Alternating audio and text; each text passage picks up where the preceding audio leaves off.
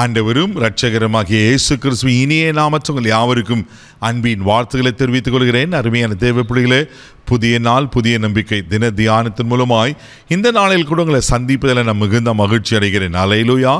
இன்றைக்கு கூட கர்த்தர் நமக்கு கொடுக்கிற வார்த்தை என்ன? ஏசாயா தீர்க்கதரிசன புஸ்தகம் 12ஆம் அதிகாரம் 2வது வசனத்துடன் வாசிக்க கேட்போம். இதோ தேவனே என் ரட்சிப்பு, நான் பயப்படாமல் நம்பிக்கையாய் இருப்பேன். கர்த்தராகிய யெகோவா என் பலனும் என் கீதமும் ஆனவர், அவரே எனக்கு ரட்சிப்பும் ஆனவர். உங்களுக்கு எனக்கு ரட்சிப்பு யாருங்க? உங்களுக்கு எனக்கு மீட்பு யாரு? நமக்கு மீட்பர் யார்? ரட்சகர் யார்? ஆண்டவர் தானே. ஆண்டவர் விட்டா வேற யாருன்னா ஆல்டர்னேட் இருக்கா? தேவப்பிள்ளை யோசித்து பாருங்க.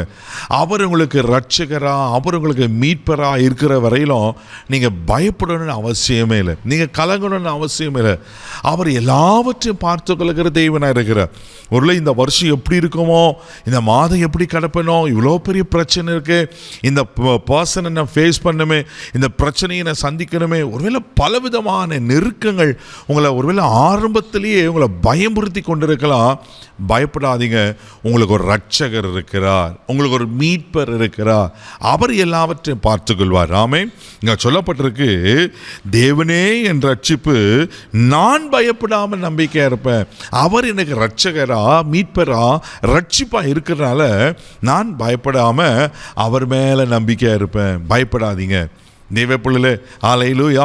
ஒருவேளை பலவிதமான போராட்டங்களையும் சத்துருவினுடைய போராட்டங்களையும், ஒருவேளை வியாதிகள், பல நெருக்கங்களை பார்த்து நீங்கள் கடந்த ஆண்டில் சோர்ந்து போயிருக்கலாம்.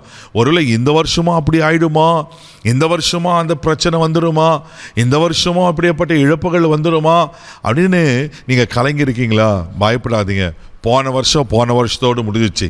ஆமேன். கடந்த ஆண்டுடைய தோல்விகள், கடந்த ஆண்டுடைய அவமானங்கள், கடந்த ஆண்டுடைய நிந்தைகள், கடந்த ஆண்டுடைய என்னென்னலாம் நீங்கள் கடந்து வந்தீங்களே தேவ பிள்ளைகளை, நெகட்டிவாக எல்லாம் கடந்த ஆண்டு ஆமேன் டிசம்பர் 31, 2024 முடிஞ்சிருச்சு. அல்லேலூயா. கர்த்தர் இந்த புதிய ஆண்டில் உங்களுக்கு ஒரு புது துவக்கத்தை கொடுத்திருக்கிறார். ஆண்டவர் உனக்கு வாக்கு பண்ணின பிரகாரமே இதோ உனக்கு முன்பாக திறந்த வாசலை வைத்திருக்கிறேன்னு சொன்னவர் வாசலை திறந்துட்டாரு. நீங்கள் எதெல்லாம் போய் சுதந்திரிக்கணும் சுதந்திரிக்க போறீங்க. ஹல்லேலூயா. அதனால பயப்படாதீங்க, விசுவாசத்தை நில்லுங்க. இங்க சொல்லப்பட்டிருக்க, நான் பயப்படாமல் நம்பிக்கையா இருப்பேன். ஆண்டவரை நம்புங்க, ஆண்டவரை சார்ந்து கொள்ளுங்க. ஹல்லேலூயா. ஆண்டவர் எல்லாவற்றையும் பார்த்து கொள்வார்.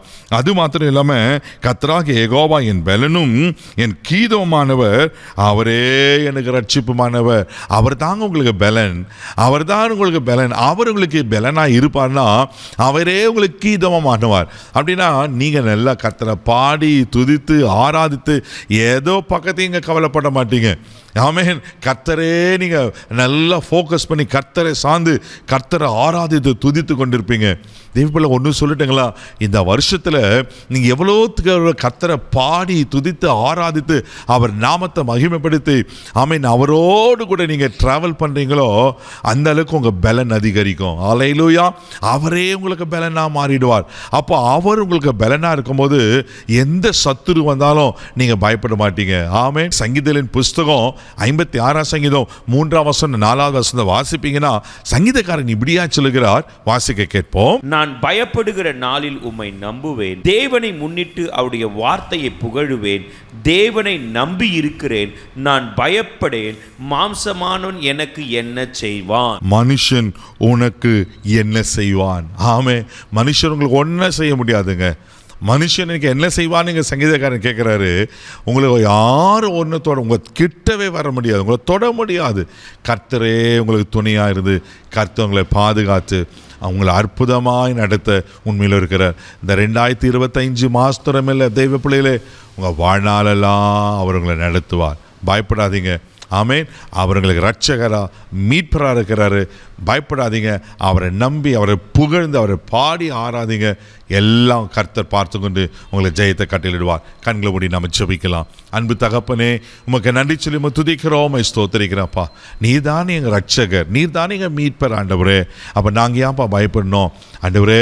கடந்த ஆண்டில் எதெல்லாம் எங்களை பயமுறுத்தி ஆண்டவரே ஸ்தோத்திரிக்கிறோம் கலங்க வைத்ததோ எல்லாம் இந்த ஆண்டில் மாறி போகட்டாப்பா.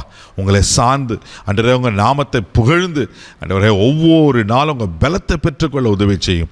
இந்த நாள் ஒரு பலத்தின் நாளாக இருக்கட்டும். ஆசீர்வதியும். இந்த நாள் முழுதும் கரம் எடுத்து நடத்தும். கிருபைக்கு ஒப்பு கொடுக்கிறேன் இயேசுவின் மூலம் ஜெபம் பிதாவே, ஆமென். இந்த நாள் உங்களுக்கு ஒரு பலத்தின் நாள். தைரியமாக போங்க. God bless you.